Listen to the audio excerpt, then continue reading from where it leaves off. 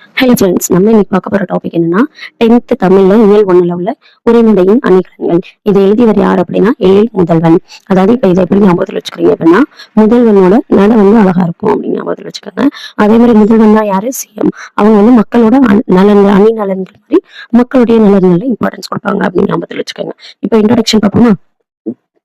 சங்க இலக்கியம் நம் பாட்டனார் தோப்பு, இடைக்கால இலக்கியம் நம் தந்தையார் தோட்டம், இக்கால இலக்கியம் நம் பூங்கா. தோப்பு எந்தை பயங்களையும், தோட்டம் என் தந்தம் நயங்களையும், பூங்காவின் அழகினையும் ஒன்று சேர்த்து உரைநடையின் அணிகலன்களாக காண்போமா. அதாவது பாத்தீங்கன்னா, நம்மளோட தாத்தாவோட சொத்து பாத்தீங்கன்னா முன்னாடி காலத்துல நிறைய இருக்கும். அதாவது தோப்பு மாதிரி இருக்கும். அடுத்து இடைக்காலத்துல நம்ம அப்பாவை ஒரு தோட்டம் மாதிரி வச்சிருப்பாங்க. அடுத்து நம்ம வச்சிருக்கிறது என்ன அப்படின்னா பூங்கா மாதிரி. அதாவது சுருக்கி சுருக்கி சுருக்கி ஃபர்ஸ்ட் தோப்பா உள்ளது தோட்டமா மாறுது, அடுத்து பூங்காவும், அடுத்து தோட்டம் பூங்காவா மாறுது. இப்ப இந்த மாதிரி தோப்பு கொடுக்கக்கூடிய நயம் அப்படின்னா அதோட தோட்டம் தரக்கூடிய நயங்களையும் பூங்காவோட அழகனையும் எல்லாத்தையும் ஒண்ணு சேர்த்து உரைநடையோட அணிகலன்களாக பார்ப்போம். அதாவது இது ஒரு கற்பனை உரையாடல் தான். அதாவது இப்ப உள்ள ஒரு அதாவது என்ன சொல்ல, கம்ப்யூட்டர் காலத்துல இருக்கக்கூடிய ஒரு பையனும் ஒரு சங்க காலத்தோட புலவரும் மீட் பண்ணிக்கிற மாதிரி இப்ப ஒரு உரைநடை பார்ப்போமா. இப்ப இதுல பாத்தீங்க அப்படின்னா, சங்க புலவர் ஒருவர் இயற்கை சூழ் இடமொன்றில் எழுத்தாணி கொண்டு ஓலை சுவடியில் எழுதி கொண்டிருக்கிறார். அப்போது அவர் முன் சிறிய கால இயந்திரம் ஒன்று தோன்றுகிறது. அதாவது இப்ப புலவர் எழுதிட்டு இருக்காரு. அப்ப ஒரு ஒரு மிஷின் தெரியுது அவருக்கு. அதிலிருந்து இன்றைய மனிதர் ஒருவர் இறங்கி புலவரை நோக்கி நடந்து வருகிறார். அச்சமும் அதைவிட வியப்பும் மேலோங்க பார்த்து கொண்டிருந்த புலவரின் கைகளை பற்றி குலுக்குகிறார். அதாவது இணையத்தமிழன் அந்த புலவர்கிட்ட ஹேண்ட் செக் கொடுத்துட்டு பேசுறாரு. இப்போ இணைய தமிழன், அதாவது அந்த மிஷின்ல வரக்கூடிய இப்போ உள்ள தமிழன் என்ன பேசுறான் அப்படின்னா, வணக்கம் ஐயா, நான் இணைய தமிழன் வந்திருக்கிறேன். சங்கப்புலவர் சொல்வார், இணைய தமிழனா, வியப்பு. உங்கள் வருகையை என் தோழர் குன்றுக்கிளாரிடம் கூற வேண்டும். அவர் உங்களையும் உங்கள் ஊர்தியும் குறித்து ஒரு ஆசிரியப்பா ஏற்றி விடுவார் அப்படின்னு சொல்றாரு. அதாவது இணைய தமிழனை பார்த்துட்டு ரொம்ப ஷாக்கா என்ன பண்றாரு அப்படின்னா, உங்களை பத்தி குன்றுக்கிளார்ட்ட சொன்னோம் அப்படின்னா அவர் ஒரு ஆசிரியப்பா ஏற்றிடுவாரு அப்படின்னு சொல்லி சங்கப்புலவர் சொல்றாரு. அதாவது இப்போ குன்றுக்கிளார் ஆசிரியப்பா இயற்றினாரு. இது எப்படி ஞாபகத்தில் வச்சுக்கிறீங்க அப்படின்னா, அதுக்கு இணைய தமிழன் என்ன சொல்றாரு அப்படின்னா, ஆசிரியப்பாவா, அதையும் எழுதுகளில் கொஞ்சம் பேர் இருக்கிறார்கள். எங்கள் காலத்தில் புது புது இலக்கிய வடிவங்கள் தோன்றியிருக்கின்றன. சங்க பாடல்களுக்கு பின் தமிழ் இலக்கியம் அற இலக்கியங்களாகி, காப்பியங்களாகி, சிற்றிலக்கியங்களாகி, சங்க கவிகளாகி, புது கவிதைகளாகி, இப்போது நவீன கவிதைகளில் நிற்கிறது. அதாவது இவர் என்ன சொல்றாருன்னா, அப்ப அந்த காலத்துல உள்ள புலவர்கள் ஆசிரியப்பா அந்த மாதிரி தான் ஏற்றிருப்பாங்க. இப்போ உள்ள இணைய தமிழ் என்ன சொல்றாங்கன்னா, அந்த இலக்கியம் அற இலக்கியங்களாகி, காப்பியங்களா மாறி, சிற்றிலக்கியங்களா மாறி, சந்த கவிதைகளா மாறி, இப்ப புது கவிதைகளாவே நம்ம எங்களோட கவிதைகள்ல இருக்கு அப்படின்னு சொல்றாரு.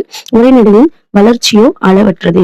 சிறுகதை, கட்டுரை, புதினம் இவையெல்லாம் எங்க கால இலக்கிய வடிவங்கள். அதாவது சிறுகதை, கட்டுரை, புதினம் இதெல்லாம் எங்க காலத்துல வந்துருச்சு அப்படின்னு சொல்றாரு. அதுக்கு சங்கப்புலவர் சொல்றாரு, உரைநடையா, தொல்காப்பியர் கூறுகிறாரு அப்படின்னு சொல்றாரு. அதுக்கு இணைய தமிழ் என்ன சொல்லணும், அதேதான் நீங்களும் நானும் பேசுறோமே, அதுதான் உரைநடை. பேசினால் உரையாடல், எழுதினால் உரைநடை. பெரும்பாலும் உரைநடை வடிவில் தான் நாங்கள் இலக்கியம் படைக்கிறோம் அப்படின்னு சொல்றாரு. அதாவது நீங்கள் நானும் பேசினா அது உரையாடல், எழுதினா அது உரைநடை. பெரும்பாலும் உரைநடை வடிவில் தான் நாங்க இலக்கியம் படைக்கிறோம் அப்படின்னு சொல்றாரு. அதுக்கு சங்கப்புலவர் என்ன சொல்றாருன்னா, எம்முடைய வாக்களின் யுத்திகளை நீங்க பயன்படுத்துகிறோம். அதாவது நாங்க யூஸ் பண்ண அந்த ஐடியாஸ் அதெல்லாம் நீங்க யூஸ் பண்ணீங்களா அப்படின்னு சொல்லி கேட்கிறாரு. அதுக்கு இணைய தமிழ் என்ன சொல்றாருன்னா, என்ன அப்படி கேட்டு விட்டீர்கள், நீங்கள் தந்த உத்திகளில் சிலவற்றை நீங்கள் தந்த பெயரையும் சிலவற்றை நாங்கள் வைத்த பெயரையும் பயன்படுத்துகிறோம். அதாவது நீங்க கொடுக்கக்கூடிய ஐடியாவையும் நாங்க ஏதாவது ஒரு ஐடியா வச்சிருக்கோம், அது எல்லாத்தையும் யூஸ் பண்ணி தான் நாங்க எழுதுறோம் அப்படின்னு சொல்லி அந்த இணைய தமிழன் சொல்றான். அடுத்து சங்கப்புலவர் என்ன சொல்றாரு, மகிழ்ச்சி உணர்ச்சிகளை காட்ட உண்மை கொண்ட மொழிநடையை ஏற்ற கருவி, இவற்றை நீவீர் எப்படி பயன்படுத்துவீர் அப்படின்னு சொல்லி கேட்கிறாங்க.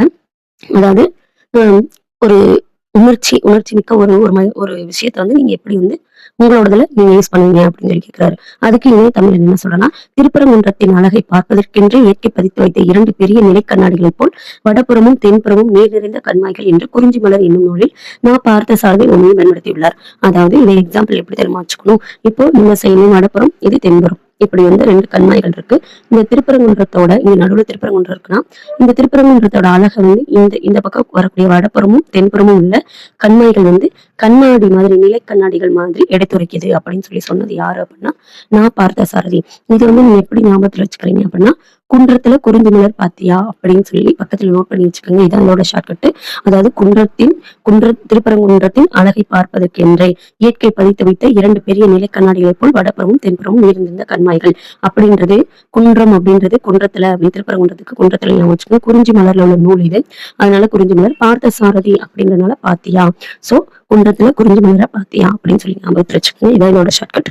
அடுத்து நெக்ஸ்ட் பாத்தீங்க அப்படின்னா சங்கப்புலவர். சங்கப்புலவர் என்ன சொல்றாரு, அருமை ஓமையை வந்து கூர்ந்தீங்க, அடுத்து என்னன்னு சொல்லி கேட்கிறாரு. அடுத்து இணைய தமிழ் என்ன சொல்றாரு அப்படின்னா, உண்மை உங்களுக்கு 1000 ஆண்டுகளுக்கு பின்பு வந்த தண்டி என்பவர் உருவகத்தை பற்றி உண்மையும் பொருளும் வேற்றுமை விளைவித்து ஒன்றன மாட்டின் அது உருவமாகும் என்று எழுதியிருக்கிறார். இந்த இலக்கியங்களில் ஓமையை விட உருவகமே உணர்வுகளை தூண்டி எழுப்புவதில் வெற்றி பெறுகின்றது அப்படின்னு சொல்லி அவர் சொல்றாங்க. முகநிலவில் வியர்வை துளிகள் துளித்தன என்று உருவகமாக எழுதுகிறார்கள்.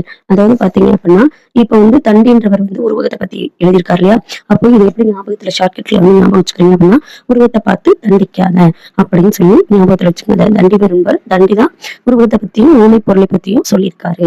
அடுத்து பாத்தீங்க அப்படின்னா, அதாவது முக நிலவில், அதாவது முகம் வந்து ஒரு நிலவு போல இருக்கு, அதுல வந்து வியர்வை துளிகள் வந்து துளிர்க்கின்றன அப்படின்னு சொல்லி உருவகமா எழுதுறாரு. அடுத்து பாத்தீங்கன்னா, களம்போக துடித்து நின்று உனக்கு வெற்றி சாரி கிடைத்து விட்டது, உண்டு மகிழ்ந்தாய், உன் புன்னகைதான் அதற்கு சான்று. இது எங்கள் காலத்தில் வாழ்ந்த அறிஞர் அண்ணா அவர்களின் உரைநடை. அதாவது அறிஞர் அண்ணாவுக்கு வெற்றி சாரி கிடைத்து விட்டது அப்படின்னு சொல்லி ஷார்ட்கட்ல ஞாபகம் வச்சுக்கோங்க. ஏன்னா களம்போக துடித்து நின்று உனக்கு வெற்றி சாரி கிடைத்து விட்டது அப்படி எழுதினவர் யாரு, அந்த இதை வந்து சொன்னவர் யாருன்னா அறிஞர் அண்ணா அவர்களுடைய உரைநடை.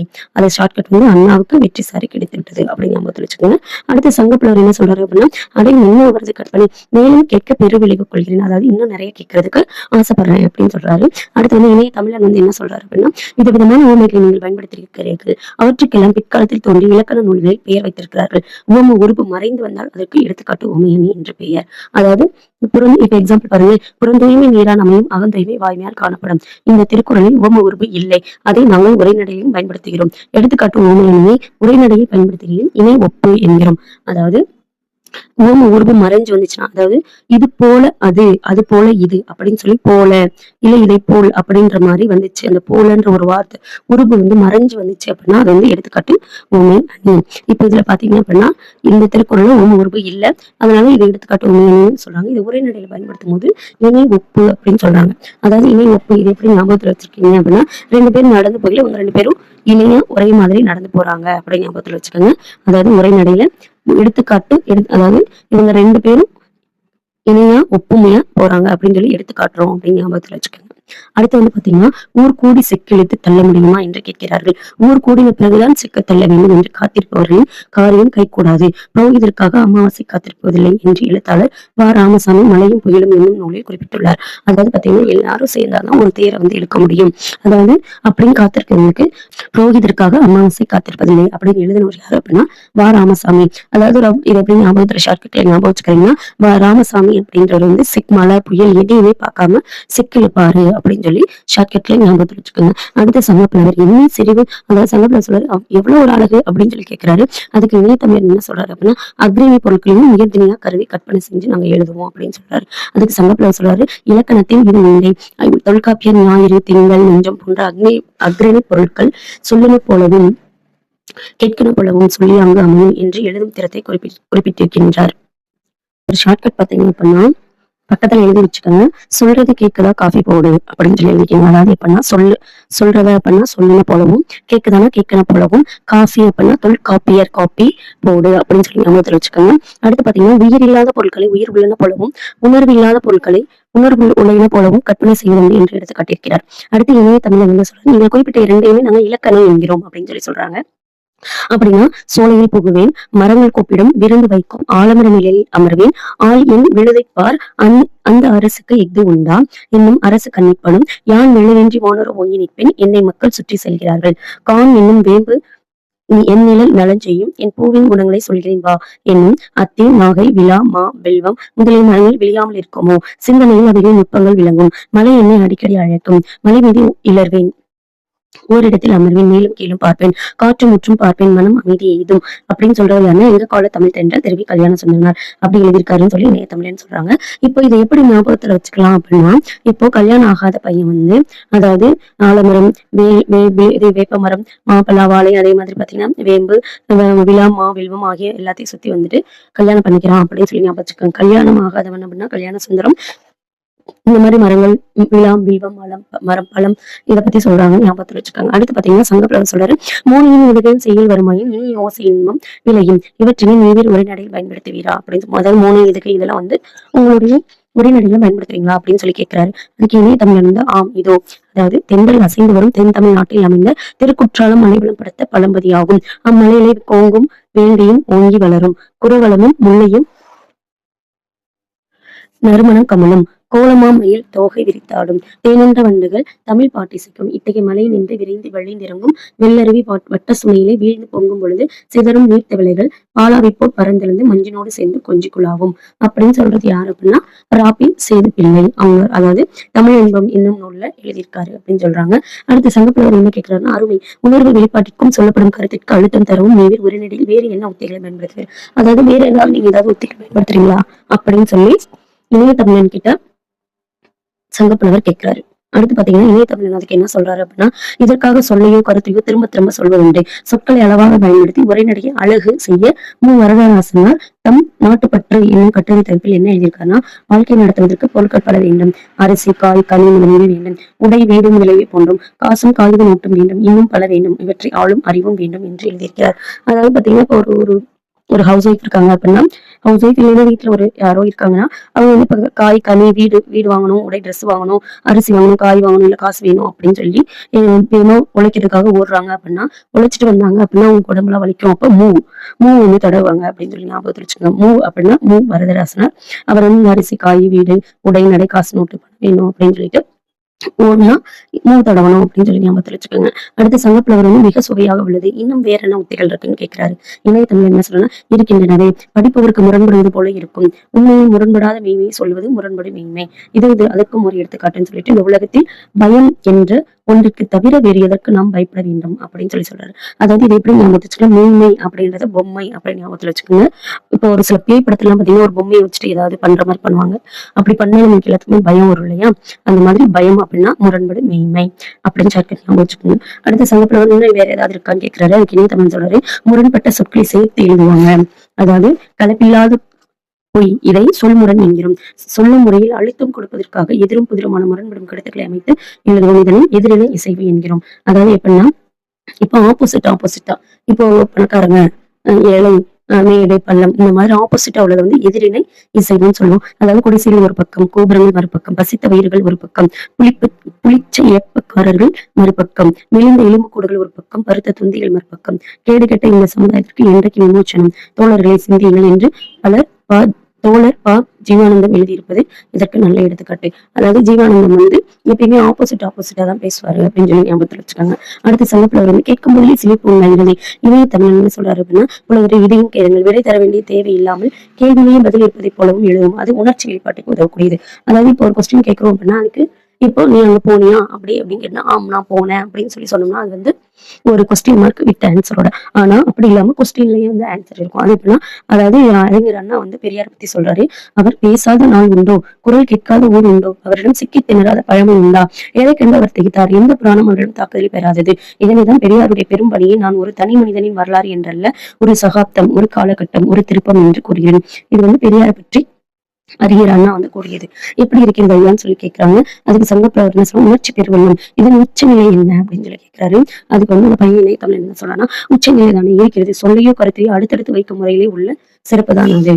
அதாவது இந்தியாதான் என்னுடைய மோட்சம், இந்தியாவின் நன்மைதான் என் நன்மை, இந்தியாதான் என் இளமையின் மெத்தை, என் இளவனத்தின் நந்தவனம், என் கிழக்காலத்தின் காசே என்று பாரதி என்னும் தமிழ் கவிஞர் நம் நாட்டை உயர்த்துகிறார். அதாவது பாரதி அப்படின்னாலும் இந்தியா அப்படின்னு சொல்லி ஞாபகத்துல வச்சுக்கோங்க. அடுத்த சங்கப்புலவர் வந்து மிக்க மகிழ்ச்சி, நீ தமிழ் உரைநடை செழுமை பற்றி கூற, மேலும் அவற்றை படித்து என்புற அவா உருகிறேன் அப்படின்னு சொல்றாரு. அதுக்கு இணைய தமிழ் என்ன சொல்றான்னா, அதுக்கு என்ன புலவரை அடுத்த முறை வரும்போது என்னுடைய மடிக்கணினியும் சேமித்து வைத்துள்ள, அதாவது என்னோட கம்ப்யூட்டர்ல எல்லா இலக்கியங்களையும் உங்களுக்கு தர்றேன், நீங்க பயன்படுத்திக்கீங்க அப்படின்னு சொல்றாரு. அடுத்து டைம் ஆயிடுச்சு அப்படின்னு சொல்லிட்டு கிளம்புறேன் அப்படின்னு சொல்லி கிளம்புறாரு. அடுத்து பாத்தீங்கன்னா நூல்வெளி என்ன அப்படின்னா, இதை எழுதியவர் வந்து எழில் முதல்வன். இவர் வந்து புதிய உரைநடை என்ற நூல்ல உரைநடையின் அணிகலன்கள் என்னும் கட்டுரையின் சுருக்கம் தான் இது இந்த உரையாடல் வடிவமா இருக்கு அப்படின்னு சொல்றாங்க. அதாவது இது எப்படி ஞாபகம் வச்சுக்கிறீங்கன்னா, முதல்வன்னா சிஎம் வந்து இப்போ புதுசா ஒரு உரை நடை போட்டு வருவாரு, ஒரு அழகான நடை போட்டு வருவாரு ஞாபகம் வச்சுக்கோங்க. அதே மாதிரி மக்களோட நலன் மாதிரி உரைநடையோட அணி நலன்களை பத்தி சொல்லுவாரு. இப்போ ராமலிங்கம் என்ற இணைய முதல்வன் மாநில கல்லூரியில் பயின்று அங்கே பேராசிரியர் பணியை தொடர்ந்தவர். இவர் வந்து குடந்தை அரசு ஆடவர் கல்லூரி, பாரதிதாசன் பல்கலைக்கழகம் ஆகியவற்றில் தமிழ் துறைவராக பணி செய்தவர். மரபு கவிதை புது கவிதை படிப்பதிலும் வல்லவர். அதாவது இப்போ உள்ள சிஎம் வந்து நீங்க ஞாபகம் வச்சுக்கோங்க. இப்போ உள்ள சிஎம் யாருன்னு பாத்தீங்கன்னா, சிஎம் சார் வந்து சி ஜோசப் விஜய். அவங்க வந்து என்ன பண்றாங்க அப்படின்னா, அவர் வந்து எழில் முதல்வன் அப்படின்னு ஞாபகத்துல வச்சுக்கோங்க. அதாவது அவர் வந்து புது கவிதை, அதாவது இப்ப நிறைய விஷயங்கள் வந்து புதுசு புதுசா படைக்கிறாரு அப்படிங்கிற ஞாபகத்துல வச்சுக்கோங்க. அவரோடது வந்து பார்க்கும்போது இன்னைக்கும் நினைவுகளா இருக்கு. அதே மாதிரி எங்க பார்த்தாலும் அவரை பாக்குற மாதிரி இருக்கு. யாதுமாகி நின்றாய், அதாவது எல்லா இடத்துலயும் இருக்காரு அப்படின்ற பெருமை உடையவர் அப்படிங்கிற ஞாபகத்துல வச்சுக்கோங்க. புதிய உரைநடை என்னும் நூலுக்காக சாகித்ய அகாதமி பெற்றவர் யாருன்னா முதல்வன், அதாவது எழில் முதல்வன் அப்படின்னு ஞாபகத்துல வச்சுக்கோங்க. அடுத்து பாத்தீங்கன்னா கீழே ஒரு பாட்டு கொடுத்திருக்காங்க. முன் தோன்றிய மூத்த குடி, அதாவது வாழையும் கமுகும் தாழ்குலை தெங்கும் மாவும் பலாவும் சூழெடுத்து ஓங்கிய தென்னவன் சிறுமலை திகழ்ந்து தோன்றும். இது வந்து எங்க இருக்குன்னா சிலப்பதிகாரம். இது எப்படி நீங்க ஷார்ட்கட்ல ஞாபகம் வச்சுக்கிறீங்கன்னா, சிலப்பதிகாரம்ன்றது சிலம்பு, சிலம்புனா ஒரு கொலுசு அப்படி ஞாபகத்துல வச்சுக்கோங்க. சிலம்பு போட்டுட்டு வாழை மரத்துக்குள்ள ஒரு குட்டி பிள்ளை சிறுமலை வாழை, அதாவது மாப்பழா வாழை அந்த தோட்டத்துக்குள்ள சிறு பொண்ணு, அதாவது சிறுமலை அப்படின்ற ஒரு பொண்ணு வந்து நடந்து வருது அப்படின்னு சொல்லி ஞாபகத்துல வச்சுக்கோங்க. இதோட இந்த லெசன் முடியுது. நெக்ஸ்ட் லெசன் நெக்ஸ்ட் வீடியோல பார்ப்போம்.